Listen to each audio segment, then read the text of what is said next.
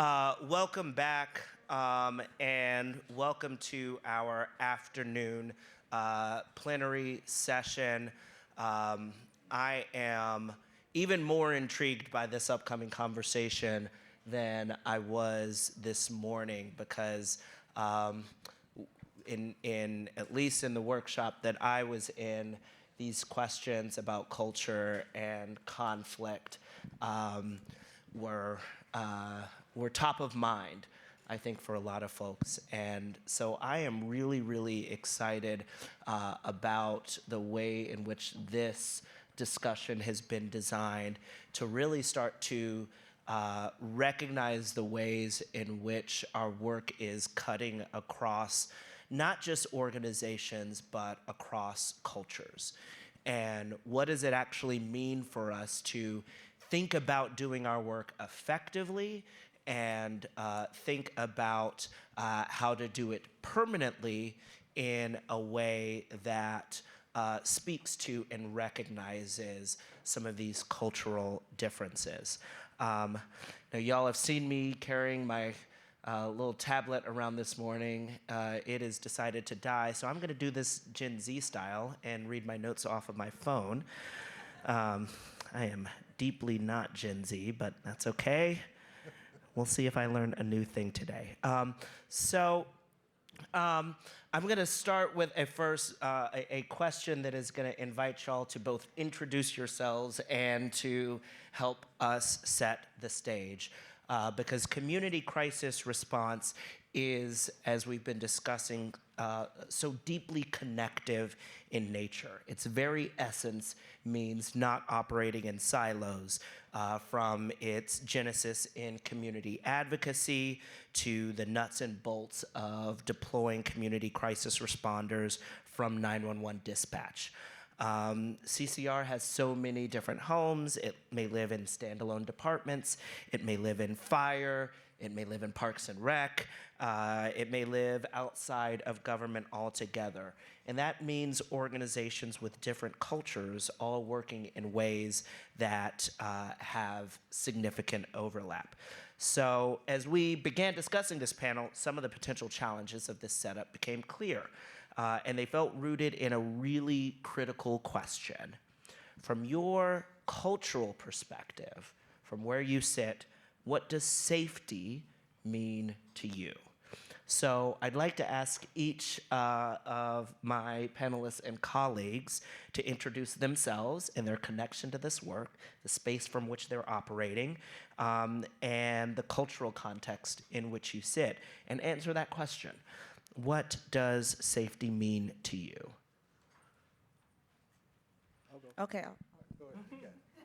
Yeah, ladies first. All right. Good afternoon, everyone. So my name is Jasmine Sanders, and I am a police sergeant with the New Haven Police Department. For those of you that may not be familiar with New Haven, that is a city in Connecticut. So I've been on the force for going on 13 years now.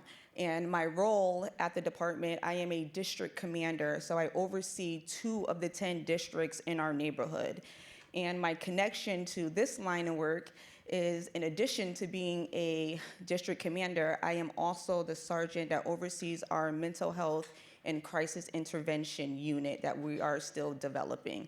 And just a little sprinkle on that, prior to becoming a police officer, I worked in the mental health field, so I have experience from the work that I've done prior to policing that I get to bring over in policing with me, which is great. Safety.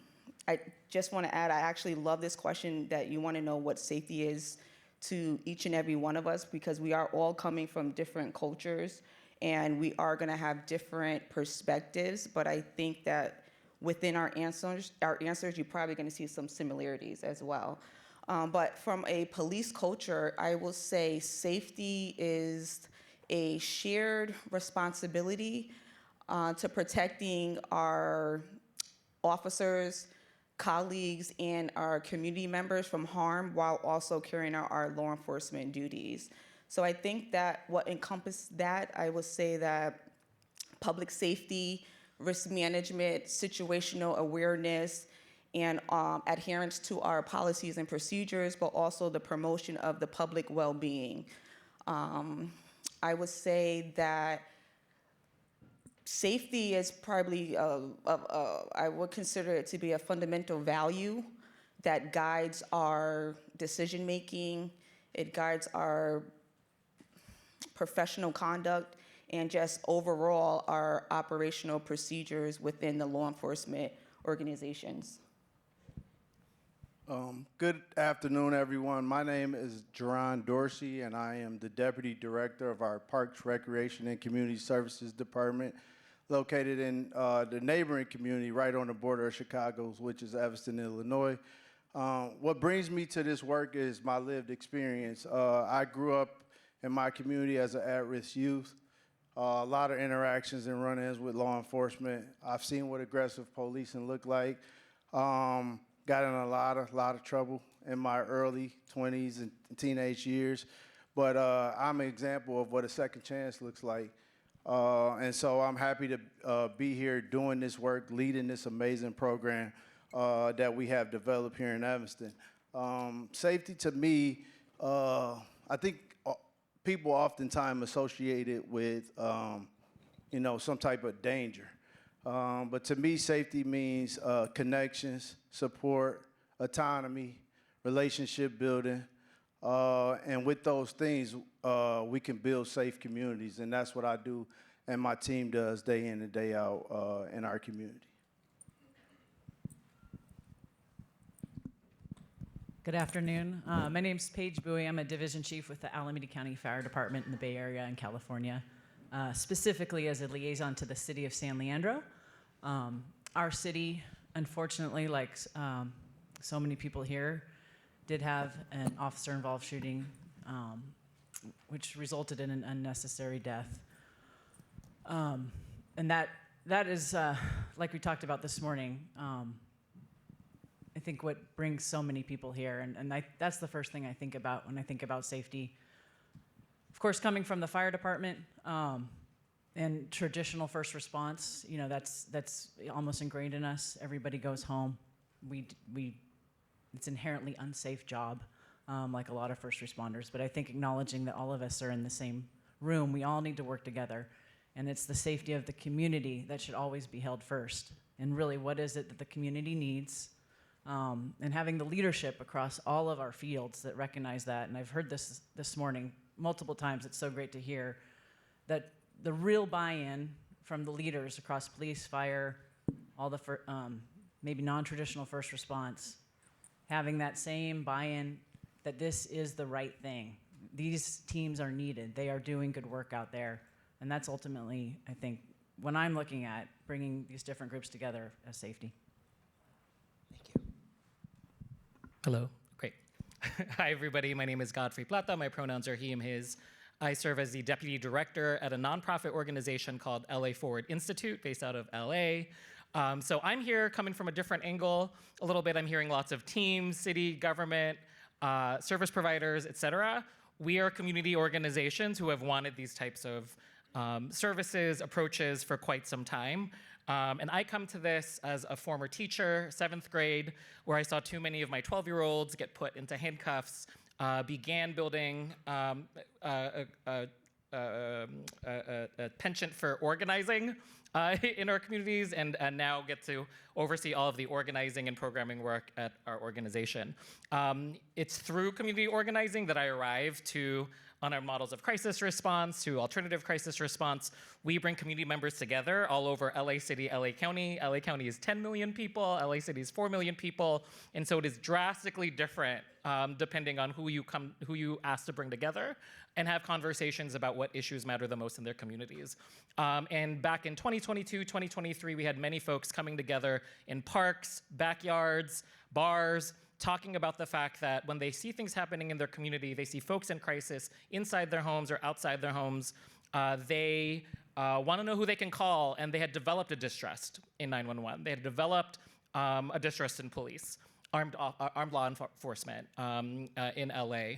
Who could they call if they wanted help? And it's because of those sets of conversations, experiences, stories that we began to bridge those community members with city officials, city council, mayor, et cetera, And since then, we've been able to be at the table as the city of Los Angeles has inaugurated an Office of Unarmed Crisis Response and begun to build out a diversion program from 911 calls that would have typically gone to armed law enforcement to now unarmed crisis response services, not only mental health services, as we talked about earlier. And we recently, in the last month, were able to win the funds to expand that out so that 70% of Angelenos will be able to have these services in their communities by June 2027. So really excited for that. I'm here not just representing that work in particular, I'm here in coalition with some folks here in LA joining me because safety is not only what I just described as an alternative to policing, but safety in Los Angeles also means housing. It means protection from environmental hazards. It means the ability to make sure that I'm able to pay my bills, keep my rent paid, keep my kids fed. All of that is safety. And so we are in coalition together because we desire a more holistic approach to safety, not only just what I described that my nonprofit organization has been able to support advocacy for. One last thing, I'm a queer Filipino immigrant, and so for me, safety also means just being able to live at this time, and I imagine that many of us also feel similarly. Hello, everybody. My name is Marty Bennett. I'm the Executive Director of Cook County 911. I've been in 911 industry for 31 years. I started as a telecommunicator and worked my way up to Executive Director, position that I have now. Over the years, what I've seen in the 911 industry is that we've identified different types of mental health issues, both internally. For example, dispatchers handle a lot of trauma that happens on the phone when they're talking to people. They're not seeing the trauma, but they're hearing the trauma. My father was a Chicago fireman too.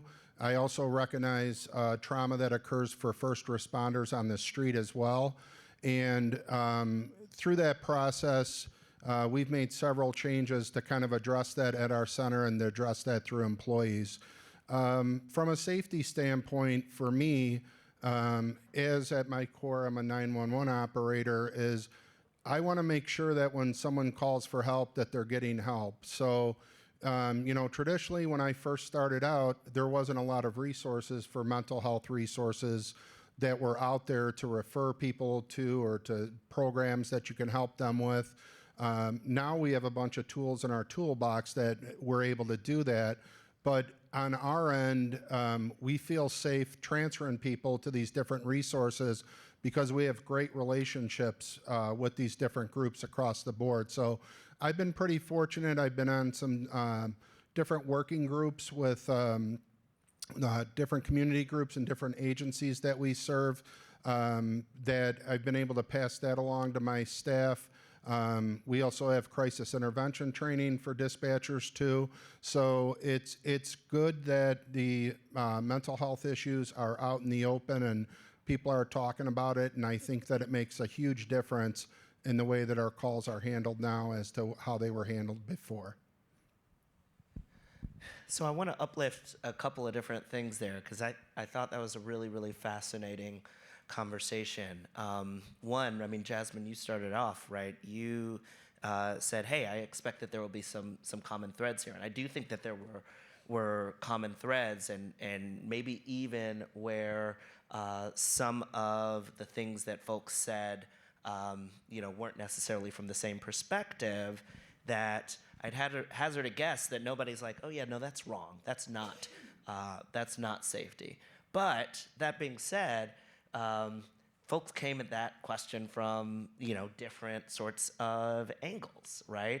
We had some broader conceptions of safety. We talked about, housing. We talked about, the ability to pay your bills. We talked about the ability to just exist and move through the world. We talked about, officer safety on scenes. We talked about even the safety to feel like I can transfer a call from, this place to this folks, that I can choose to dispatch in a different way. And I think that's an important thing, for us to keep in mind as we move into the next part of this conversation. Working effectively across cultures doesn't mean giving up on your own culture, right? But it does mean developing trust. So I promise we won't do all definitions here, but what does trust mean to you, and what are you doing from the position that you're in to try to build it and hold it across a variety of cultural contexts? Yeah, I'm happy to start that. So trust to me is consistency over time, and understanding that trust takes time to build trust, but also it takes time to lose trust, right? And so I think sometimes with the different approaches from law enforcement to community responder program, there's quite naturally this level of trust that has to be built, right?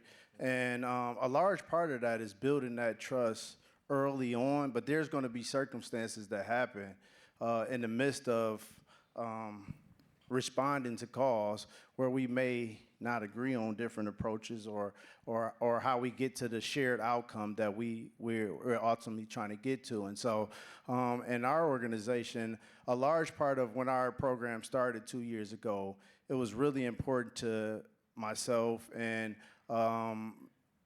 other leaders in the organization that we built that trust with our police department and not make it as a who's better or we got to work together as a team, right? We're all trying to help the community. And so Officer, he's Chief Safier now. He's with us today here, and he helped us build that trust with the police department early on. And he left us recently, and he's now the chief at another organization. But when he was a commander with our organization, he and I and other leaders in the organization worked very hard to ensure that trust was at the forefront from the beginning. However, we ran into some things along the way where that trust could be questioned. And I think ultimately, we wasn't, as a team, we wasn't judged by our, so to say, maybe the police say we should have handled something in a different way. We had tough conversations, right? And I have the pleasure and honor to sit with the chief of police to agree to disagree at times, have tough conversations where we challenge the different approaches. However, the trust was never lost, right? And so I think that it's very important that trust should not be lost on one instant that happens, right? There's going to be challenging things that we run out to in the field. We may make mistakes, they may make mistakes, but we're able to overcome those mistakes because we trust each other, and we know that ultimately we are trying to provide the best service for the individuals that need it most. And so that's what I would say.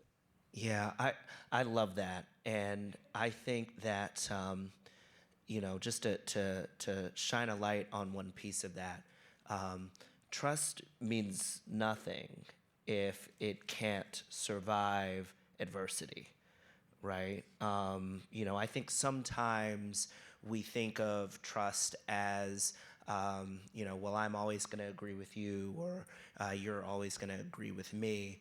But I think what's important about what you've expressed is that you hit roadblocks, right? You hit speed bumps, and the ability to come back together and to know that you had the right intentions, that these other organizations had the right intentions, and they may have made mistakes, or maybe you made mistakes, but it's still, we're still going to be part of this same mission together. That feels really, really important. Alrighty. So what is trust from police perspective? I think that trust is actually the foundation for effective policing, to be completely honest. The community, they're expecting that officers, when we come out to do our jobs, that we are going to do our jobs with respect, we're going to do our job with integrity, with fairness and professionalism, and we will. But trust, like you said, it doesn't happen right away. Just because I'm a police officer does not mean I have the trust of the community or other coworkers. And I think that it's something that happens over time, yes, but also through consistency and accountability. I think that's how trust is built. I will say that I think trust, it's just, it takes time in building relationships with people. And one way that I personally try to build trust within the community, because for me, I think it's twofold, is within the community, and I have to make sure the individuals that I work with, that I trust them too, especially in high, intense, dangerous situations. But I think that for me being a district commander, I do have officers, younger officers that are underneath me, and I oversee 2 neighborhoods. So one of the things that I try to drive home is community policing is extremely important, bringing the community and the officers in my district together through some type of engagement or activity. I think that is extremely important because the officers that are in this area, when our community members are calling the police, these are the officers that are going to show up. So allowing you to, we're in uniform, but at least seeing us outside of our duties and just regular humans and building the relationships with people through these activities and community engagement, it allows people to start to build relationship with the officers that are going to be showing up when they call, when they're in a crisis or where they're in a situation. And that allows you to kind of feel a little more comfortable with reaching out to the police because you also know who's going to be responding. That does not happen overnight, no, but I do think that is part of being able to build those relationships and the trust. And as far as like our partners, like we have a lot of partners. Well, I work with a lot of partners within the mental health profession, our clinics and local hospitals. And sometimes everyone has had their own experiences when it comes to law enforcement. So I tend to also just take that in too, because everyone has their experience, and that doesn't take away. I don't want to take away anyone's experiences, but I want to try to give someone a new experience because bad things does happen, but everyone's not bad. And so every time I show up to whether it's a call going with my officers or just community engagement, because I do a lot of that in my neighborhoods, I try to make sure that I leave people better than I got that I found them. That's extremely important. And another thing that I feel that builds trust with people is also just taking the time to listen to people and hear people out. And in our line of work, a lot of the times, sometimes we just want to get the facts. But if you slow things down sometimes and really just listen and hear people and see people for people who they are, that also allows you to be able to approach things differently and start to build those relationships. So we do have a alternative response team. It's called Compass. They're actually here. Hi, guys. And I will say our relationship with Compass is phenomenal. We do a lot of trainings with our officers and their staff to come in during our roll call or our lineups to kind of explain their purpose and so help us they can be a resource to us and just be able to rely on each other. Because like you said, there are a lot of situations, and earlier they said there's a lot of situations where mental health providers probably should be responding versus police, but there are also times we're going to do co-response, and I think it's extremely important where we build the trust because we're going to be out there together, and ultimately we got to have each other's back. So for me, I think trust is extremely important, especially being able to have effective policing.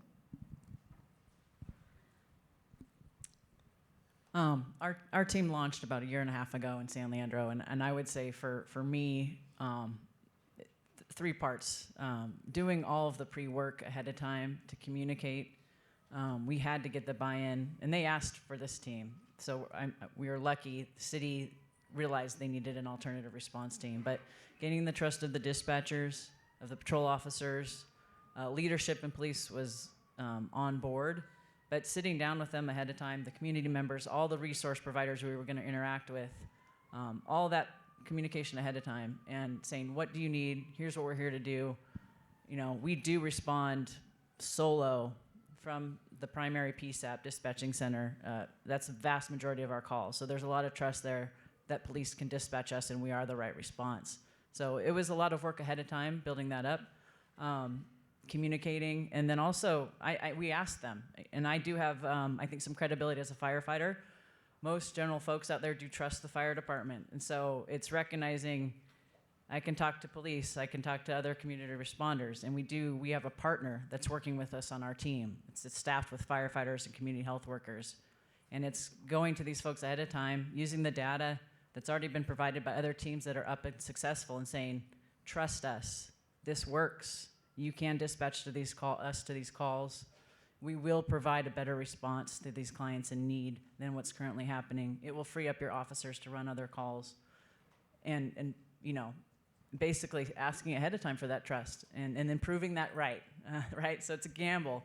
And I do want to say, I want to give credit here to the Government Performance Lab, Gabriella, wherever you are, with a lot of help in some of this advice leading. They steered us in the right direction about what to do ahead of time, and it really, really helped. I was nervous on day one that we wouldn't run a single call, but one team averages about 10 to 12 to 14 calls a day in a 10-hour day. They're super busy. The city's very appreciative. So I think laying that groundwork ahead of time, and then continuing to check in, because there's always problems, and I can speak more, but I'll let these other folks talk. So thank you. Trust is such like a ephemeral word. There's like lots of ways you can define it. So I have actually a definition that I've gone to every time, and I didn't come up with it. You can Google it. It's called the trust equation, and there's 4 factors involved with this. The first factor is credibility. Credibility is, can you do what you say you do? And if that's high, then you have high credibility. Reliability, which is, do you do what you say you do? The consistency piece that you said earlier. Credibility plus reliability, if that sort of sum is high, then you're good. Intimacy, so like, do I feel close to you? Do I feel known by you? So credibility plus reliability plus intimacy. If you add that up like a sum, it gives you a high sort of trust score. But if you divide that, like put something in the denominator called self-orientation. What is the degree you care about yourself more than me? And if self-orientation is high, it doesn't matter how high your credibility is, your reliability, or your feeling of intimacy. If you feel like you're only in it for yourself, then the whole number gets lower. And that's the trust equation. And I think about this in terms of organizing, because all organizing is building people power. All people power relies on trusted relationships. And so I have to do what I say I can do. Do I do what I say I'm going to do? Am I developing a relationship that feels close to you? And am I really in it for you and not for me? Is a question that I ask myself and that I find different groups asking themselves. And I think at the heart of this, coming from the community standpoint, we think about state versus community as a place where there can be tension and there can be distrust. And we keep using this phrase, the community, and I'm thinking about LA, and we're 4 million people, and communities don't agree with each other in LA either. There's many communities in the community. And so really for anybody out there who's making decisions or exerting their power on community or with community, I'd ask the question, which communities are we actually partnering with? In LA, there is a divide between wealthier, homeowner, white communities and less affluent people of color, communities of color, working class tenants. And the type of safety needs we have are different. The reactions we have to what we need are different. But sometimes people's voices are louder on some ends of that spectrum than others. Money gets backed toward particular solutions more than others. And so I think there's a question of why certain people might feel distressed over others in all of this work. Okay, Godfrey, take us to church. All right, Marty. So I think on our end, one of the things that we realize when we're talking about trust is that change sometimes is very difficult. And so we try to tell our staff to trust the process, like it's a new process when we started transferring calls out of there. Since we initially started this, we do have 2 clinicians that are in our 911 center full time.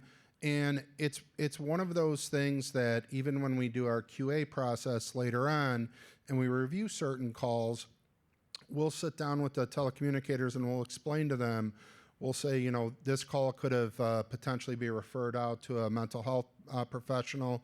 like, trust the process. It's a new process. We realize that it's new, but we've been doing this for about 5.5, 6 years now, where we've been referring calls like that. So I think the trust, the check in with people, make sure that they understand the process, they're familiar with it, that you build that trust over time. And I think we've gotten a lot better where we are now from where we were initially. And I think a lot of that is 911 operators are very possessive, and they want to make sure that when they receive a call that somebody gets help. And they feel sometimes that if they dump a call off on somebody else, that that person's not going to get help.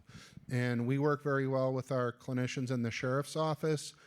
We do joint trainings together through crisis intervention training. And they've seen our clinicians when they've been referred calls and a safety issue comes up, that they call us to have first responders come out to that. So I think that that's the big thing, is just the over time building that trust and recognizing it. Yeah, I appreciate that, because you answered a question that I was about to ask you anyway. So thank you for that. Because one of the things, I think, Jasmine, you brought up consistency and accountability, and I'm thinking about what it means for first responder organizations to be, how is it that we are projecting that sort of consistency and accountability from your perspectives, right? You just talked a little bit about that consistency from 911 dispatch, and that's such an important part of the equation. I'm curious, right?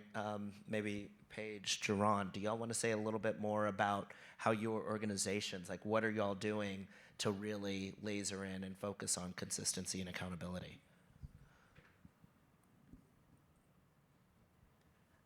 Hiring the right people. No, I joke, but it's so true. We have such wonderful people working on our teams, and that is a value that we have. It's really having a robust training program, knowing expectations, setting expectations, supporting your team, knowing what their job is, and it's hard in the beginning. We're still building the plane as we're flying it. We didn't know exactly what kind of call types we'd be going on initially, right? So it's as we develop more trust with the dispatchers, with police, it's now following through on that mission of really providing care to those clients that are most in need. And our team is so excellent in keeping that in mind, that they're there to provide that help. And our partners see it. They see the team going above and beyond. Our firefighters see it, our officers see it, and it's such now that our PD is when we're not on shift, they miss us, and that's a testament to the team and the work that they're doing out there, that they're valuable and they're really helping. So I think they took off running, and I think my job as a leader is just supporting that and keeping it going, giving them what they need, checking in on their wellness and their mental health. We all know that's a big deal, something I'm constantly concerned about. And I was so interested this morning when folks raised their hand about working with our other behavioral health partners. We have the same issues. I was surprised to see so many hands that went up. Maybe next year's conference can talk about that. That was something I didn't see coming, and that's the consistency part. We're running into that roadblock. Okay, once we're on scene and we're turning folks over to maybe some sort of other linkage or follow-up care, what does that look like? I think that's where, we're running into some major issues, and it sounds like it's systematic. And so, trust with those partners. That's not automatic either. Those other partners, we need to communicate with them and have buy-in. So. Yeah, I would just add, that was great. I think for us, and so our dispatch center today, all of the dispatchers didn't get the message that our entire team is here today. And so they emailed me looking for us, which I was excited about, and the team was excited about, which means that we're providing a great asset to the community. But I think also is defining what the scope of work is and sticking within that, right? And so we're very transparent about what we can and cannot do. And sometimes with other entities, they try to get you to work out of the scope of what the program was designed to do. So, you got unhoused individuals and their intents, and I live in this nice community, and I don't like how it look. Well, my job is not to come and get the unhoused person out of the tent and make them move along. I'm coming here to provide them resources and see and advocate for them. And so if you're looking for enforcement, that's not what our team does. And so we're very clear about that, and also confidentiality, right? And so everyone thinks they're, from the mayor to the elected officials, everybody think there's privy to information that we get, and the information that we get is built off the relationship and the trust that we've built with these individuals. And if we're going back and sharing that information with individuals that haven't took the time to build those relationships, that's not what we're designed to do, and our team holds that very firm. And so I think very early on, it was kind of intimidating to see where you fit in, but we're very confident in the work we do now. The results are in the data and the impact that we're having in the community, and so we don't feel like we're proving ourselves to someone anymore. We're doing the work. And the individuals that we're doing the work with know how hard we go to provide the best level of service for them. And I would just say for the dispatchers, early on when we first started, the dispatchers, we can see the calls, they was hesitant to send the calls to us, right? We're dispatched directly from the 911 center, and the calls was just coming in slow. But what we were starting to do is we would jump on those calls and say, hey, that sounds like something the care team can handle, right?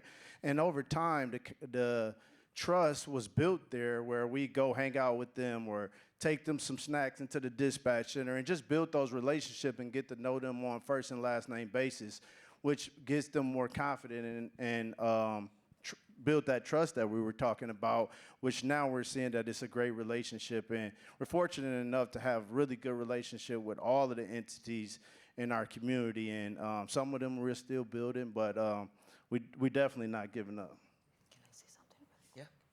I just want to say, from a law enforcement perspective, especially a law enforcement agency where we do have alternative response teams, I genuinely appreciate the work that you guys do, and I do think it's very much needed. They touched on it earlier because there are a lot of situations where you do have a time, right? And you have the time to actually just go in and de-escalation. A lot of we get de-escalation training, but I am an advocate for allowing the experts do what they do. You know what I mean? So we are law enforcement. We do get the training, but you guys are the expertise in that area. So I do appreciate everything that you guys do, and my team from New Haven as well. I do think that, so we are in the works of trying to actually have a co-response or have our alternative response team respond to certain type of calls that we see a need more for that team than police responding to that. And I think some of the challenges that were brought up, because we all come together and we talk about it. And we say what may work, what may not work on our end, and on their end, how you describe what work you can and you cannot do. That's needed to know, right? On our end, I think one of the things that was making us a little hesitant, but not stopping us, it's not a roadblock, is just liability for certain incidents. So I think I can't wait for them to be able to be responding straight from dispatch, but I do think that it is a journey. I don't know how long it took for you guys to get there, but I think we will get there. I think we'll probably be starting with our co-response, but our team, they do have a radio, so they can listen to our calls. So if they do hear something that they may think that they can be beneficial, they will respond. But a lot of our police officers, including myself, I call them all the time. Hey, I have this. I think you guys should respond to this. And they're always great, and they come out and they do build their relationships. And although I build relationships with the people in my community, I'm not everyone. So I am aware that not everybody build the same relationship. So maybe me going to a situation, it may be fine, but it may not be the same outcome with someone else that don't have those type of relationships. Or, and again, I have a background in mental health, so I do approach things a little bit different, and I see a different lens that other people may not. So I just wanted to say I do appreciate the work that you guys do, and I do think it's necessary. So here, can I respond really quick? Yeah. First, I want to thank you back because it means a lot for us to hear that from a police perspective, right? And I think a lot of times we try to create this unnecessary tension that's not needed, and ultimately we need you all as well as the dispatchers to keep us safe, right? It's a risky job. You go out unarmed. We don't have anything, right? But what we do feel comfortable with is that we have radios that have emergency buttons on, and we are tracked through the same system that your police cars are tracked through, and so you can see where we are at all times. And so we appreciate the level of safety that's brought by the dispatch center and the police officers to ensure that when we're out there doing the work, that we're minimizing the liability and the risk as much as possible. Yeah, I think that's so valuable, and I think it's something that folks sometimes get wrong about community crisis response in terms of thinking that this is just a program that we can set up and launch without recognizing that the current system is already built and operating to respond in a certain way. And so unless you can engage with dispatch, and unless you can engage with police officers who are showing up on scenes and are showing up to crises even that they didn't know were crises, right? Even that dispatch didn't think were crises. If you don't have trust within those worlds, you won't get any calls, right? You'll build up an incredible group of responders who will sit in a room somewhere while dispatch continues to send calls to police, and police continue to show up to crises, and they go, well, I don't know the folks that care, so I'm not calling them. Or they don't show up consistently, or they don't show up, with any sort of accountability. Then you won't be able to actually get into that door. Godfrey, I wanted to come back to you because you said your equation is really sticking with me, and I keep hearing everything that we're talking about through the lens of your equation, and let me know if I've gotten this bit wrong, but the denominator, the things that organizations can do that make it seem as though they're more in it for them than they are for us or for the other folks. Can you say a little bit from the community perspective, and then I'm also curious, the community perspective, the one in Los Angeles. No, but from your perspective, maybe I'll say, what are the kinds of things that first responder organizations can do, right? Of which we have a variety up here. What are the things that they can do that make it seem as though they're more in it for them, right? What are the things that all of these folks should be wary of, that are acting to divide their trust? Yeah. So I even want to use the premise of that question to begin to think about this. There's an inherent divide. There's first responder organizations and community. And I think something that I was really pushed to think about as I started to build coalition with other organizations in LA, thinking about community safety, is that there is, like, the state and community divide is already, that allows you to have trust or distrust. There are community safety mechanisms that are baked into community. Sheila, my colleague over here, was just pushing on this idea of, like, we're creating this idea of alternative because we have this existing system of policing, and so it's an alternative to policing. But, like, isn't policing just the alternative to what community care was just to begin with? Like, there are community safety systems that already exist. We've seen that in mutual aid, for example, in particular with ICE raids across the nation. Like, there are safety systems that are there. And so to have organizations desire to gain trust from others already tells us that it's not of community. So there's already like a bridge there that feels like it needs to be built if the institution itself is separate from community. In LA, we face this challenge because there are really like place-based, neighborhood-based systems that work for folks. One of my colleagues here, Nicole, supports community violence intervention, gang reduction, and youth development work, and sometimes safe passage depends on neighbors in particular communities that know each other, they've got those existing relationships, versus I am interested, our organization has advocated for city-sponsored unarmed crisis response services, which would be run by different service providers that aren't always necessarily going to be of community. So the buy-in that they have to create it's going to be a little bit more work, a little bit more time, a little bit more relationship. We're struggling right now, I would say, in building up external trust for unarmed models of crisis response in LA because it's inherently a hidden service. You call 911 and the dispatcher can deploy an alternative to armed law enforcement. But people don't know it exists in their neighborhoods. They only believe what they thought 911 was, which is defaulted to armed police. They don't know that 911 actually can deploy all these other services. And because right now they can't call for the alternative directly, they can't ask the 911 person for an alternative service. Someone earlier, someone from Seattle was saying like, oh, like do you need a gun or a badge or a gun? And I think if a caller to 911 was to say, I don't need a gun or a badge, our current dispatchers would not necessarily take that as information with credential. Like I think the 911 dispatcher would still try to sort through and determine themselves whether they need a gun or a badge. So it's that like lack of direct connection to these services too that I think stops some of the trust from accelerating in our communities.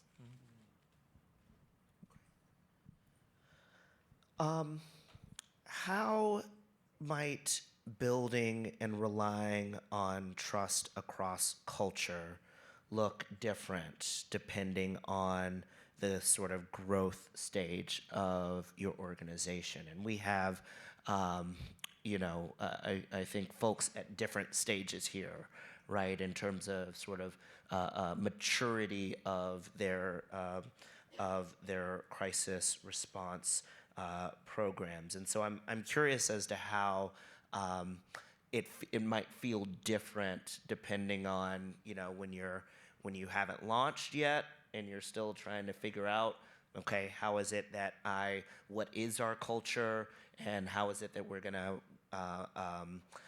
communicate and build trust with another organization with its own culture, versus when you're well established, right? And I think about a fire department, right? It's like that culture of fire is deeply, deeply well established, and how do you make sure that that's not sort of running into the sort of cultural expressions from different places. So I'm curious as to how you might think about holding trust across those cultural divides, depending on the maturity of your organization.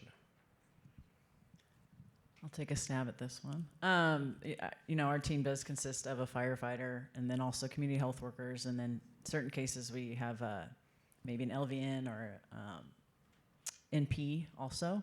So different cultures for sure, just on one vehicle for 10 hours a day, 4 days a week for us. It's intense, and the calls are very, very intense, and it is sometimes different cultures coming together. There's been some bumps in the road along the way, just based on that alone. Firefighters come from the background of, we're moving very quickly, we want to get to the scene, we want to solve the problem, and then clear it and go to the next one. Much like, in similar ways to police. I think, number one, the firefighters drawn to this type of work understand that that's not necessarily the mission, so that helps. But I think also understanding that the folks they're working with might come from a very different background and have a much different understanding of safety, like we talked about earlier, and what that means. And maybe for them, you know, police officers are not safe. They might have had issues in the past. They have lived experience. And so it's having those conversations, maybe even, you know, facilitated discussions about what everybody's bringing to the table and what does a good call look like? What does a good day look like? What's a win for you? And that's not always the same answer across, you know, our teams. So, but just having those conversations, getting that out there, you know, and as these teams evolve, you're gonna have these problems. You'll have problems. We have new officers coming on board, right? So it's like, okay, time to go to roll call again and talk to the officers. It's an ongoing engagement, I think, for us. Marty, yeah, I mean, 911 dispatch has its own sort of culture. What does it look like for y'all? So it is when we're getting new people, introducing them, you know, into that. We've been rapidly expanding with the amount of employees and everything. So now it's the normal to explain to them about how we're handling mental health calls and how we're doing stuff and what our procedure is. It's just that was like a change from what we had before. So it just become the standard for when we're introducing people to it now. That's the way we handle things. But and then reinforcing that with employees that have been in the industry for a long time. And we also like to share success stories with them too over different incidents that have happened so that, you know, we can show them how it's been successful and how it's worked and why this is something that's positive. For me, I would just say, just being comfortable having uncomfortable conversations, right? And so that's something that I, as a leader, have gotten more comfortable doing because, as Paige mentioned, the lived experience that law enforcement have, I got lived experience on the opposite side of that, you know? And so in terms of what bad policing looks like, what it feels like to be harassed just because what I look like, right? What handcuffs feel like and a jail cell feel like, right? And so those police officers, although have the lived experience from their lens, they got to be able to be open to another side. There's two sides to everything, right? And so when you are doing something that's unethical or you're treating someone who's just simply in a crisis situation and having a bad day, and this happens with fire, you're just ready to go. However, just take some time, calm down, and be with this person in this moment and really just take time to listen, right? Take time to listen and provide that support that someone may just need when they're having that bad day instead of just jumping from 0 to 100 just very, very fast. And so sometimes, you know, law enforcement or even firefighters, sometimes they don't want to hear that. I got to go. I got to get to the next call. Okay, well, we got time. We're going to stay here. We're going to be here, and this is our approach. And I think ultimately, from a dispatch perspective, it's sending the right response to the right call. If you don't have time, then why are you here, right? And so I think ultimately it's like we got to have uncomfortable conversations, and sometimes we may not agree on the approach. However, I think all of our common goal is to provide the best level of service for those that's in that crisis situation. And so I'm not afraid to have those tough conversations, and sometimes, you know, we can agree to disagree and move on. May I? Yeah. Okay, I agree. I also think that those tough conversations are needed because how else are you going to grow? Like, you have to have these conversations, and sometimes you see people shy away from the difficult conversations, but they are absolutely needed. So we will bring in everyone from we partner with a lot of different outside partners when it comes to our crisis population and mental health. And me personally, I meet with them regularly, and we talk about what works and what doesn't work and how does this help this individual, what kind of approach we should have with this. I think all of those tabletops and conversations are needed, but you have to be honest, because if you're not honest when we're having these conversations, then there's going to be no growth and we're not going to see any change. So I think honesty when you're having these conversations, just please be open and honest, and you're gonna agree to disagree, and I think that's fine. That's life. That's okay. Everyone's not gonna always agree, but it's necessary to make sure that you are having these conversations. Like Chief mentioned, well, Paige, sorry, mentioned that it's ongoing. It's ongoing with us too, and we do try to push out a lot of training. A lot of our officers are trained in CIT, and our department is getting younger, and we're constantly getting newer officers. So making sure that we are providing these trainings and getting the appropriate trainings to our individuals and bringing in our partners to our roll calls and our lineups and making sure that we are allowing them the space to give us trainings and how we can work together is something that we are continuously doing as well. Great. So we've got just under 5 minutes, so I wanted to try to do one last little quick checkout, which is just, how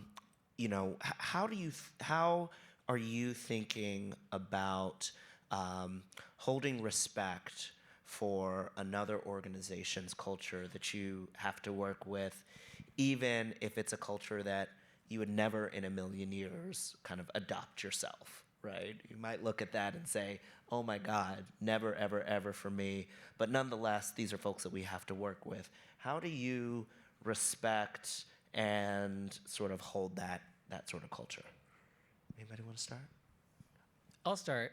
In my organizing training, I learned sort of this mantra: no permanent allies, no permanent enemies, as a suggestion for how one might find value in every relationship that comes before you. I think increasingly we live in a world where people are ready to understand who their allies are and who their enemies are. If you have 160 characters on Twitter to declare yourself and judge everything about someone, it's really easy to find your enemies. It's so easy to find enemies. And so this push to ground oneself in no permanent allies, no permanent enemies, I think helps me hang on to the possibility between people. I like that. Thanks. I would just say just respecting the different approaches or cultures, but not losing touch on what your own values is as well, right? And so every organization has their own values and what they uphold, and I think we all should be respecting each other's values, but not losing or abandoning my values because of you don't agree with it at times, right? And so that's what I would say. Yeah, I'd just add, just keeping the end goal in mind. I think, we're all up here to serve the community and to serve them well. And what is the best way to do that? And always asking that question. And, you're right, the system it's already operating in that way. And I think alternative response is introducing something that's new, because it's proving to be something that is going to be a better way for a lot of our clients out there. So keeping that in mind, when, no matter what the organization, I think so many of us have those values and mission statements and mottos that we are trying to provide the best service. And so I think, I always go back to that thinking, and I give people the benefit of the doubt. They're here to do their best. Most of us are here to do our best, right? Of course, we all have bad apples at every organization, but it's trusting people are out there trying to do what they're trained to do. So I think introducing the new model and remembering, why we're here. Yeah, and that consistency and accountability that we were talking about earlier helps with that, right? Yeah. No, I was just gonna piggyback off Paige, just keeping the end goal in mind, because a lot of we all have the same end goal, and just having respect for what everyone does. We all have a job to do, and we all are trying to get to the same goal. So, part of being an officer too, you have to adapt. And that's just what it is in different situations, and that doesn't mean my morals and what I believe in must remain the same, but others may have different ways and different approaches of getting somewhere, but ultimately we all have the same goal, so we have to work together and just have the respect that we all are trying to do the same thing and get to the same goal. So, yeah. I think one of the things, especially with Cook County, it is a melting pot with different communities and different cultural things. So one of the things we try to explain to our staff is, You may be taking calls of things that you're not familiar with because of different things that are acceptable in different types of cultures or heritage that people have. But it's okay. It's okay to be different, and it's okay to recognize that. It's just with being such a multi-diverse area, you're going to run into that. So we let people know to accept them for who they are.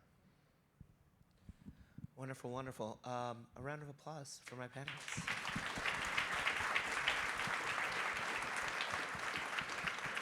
Great. You are